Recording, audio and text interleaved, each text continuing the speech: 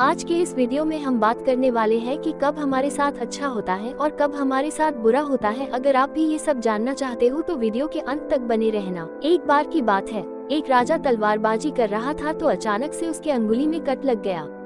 तो पास खड़े मंत्री अचानक बोल उठे, राजा साहब चिंता ना करें, जो होता है अच्छे के लिए होता है। ये सुनते ही राजा को गुस्सा आ जाता है।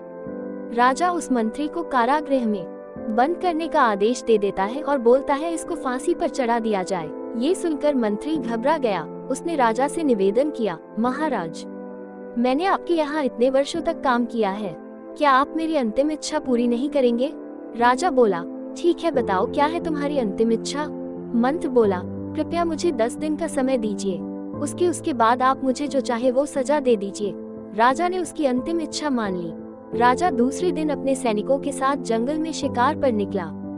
जंगल के बीच में राजा अपने सैनिकों से बिछड़ गए और रास्ता भटक गए।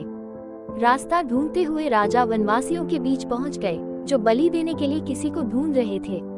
वनवासियों ने राजा को पकड़ लिया और वन की देवी को बलि देने के लिए ले गए। बलि देने की सारी तैयारियां पूरी हो गई।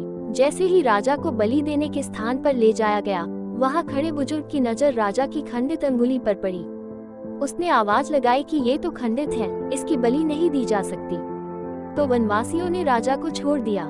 राजा जैसे तैसे वहां से निकला और अपने राज्य पहुंचा। सबसे पहले कारागृह में अपने मंत्री से मिलने पहुंचा।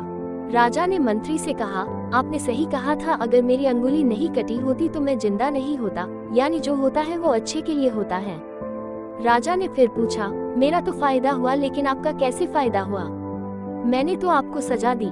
मंत्री बोला, मैं आपके साथ शिकार पर हमेशा रहता हूँ, उस दिन भी रहता, लेकिन मेरे खंडित नहीं होने के कारण मेरी बलि चढ़ जाती, इसलिए मेरे साथ भी जो हुआ अच्छा हुआ। राजा प्रसन्न हुआ, लेकिन छोटी सी बात पर मंत्री को सजा देने का दुख भी हुआ। इसलिए राजा ने मंत्री को कारागृह से निकलकर फिर से अपने साथ रख लिया। शिक्षा, मॉरल, दोस्तों, अपने जीवन में भी बहुत से उतार चढ़ाव आते रहते हैं। कभी कभी कुछ चीजें मन मुताबिक नहीं होती हैं, इस कारण से कभी निराश नहीं होना चाहिए। हमेशा याद रखें, जो होता है अच्छे के लिए होता है। भले ही कुछ अच्छा हो या न हो, लेकिन उस परिस्थिति के प्रति सकारात्मक नजरिया रखने से उसका प्रभाव बहुत कम हो जाता है।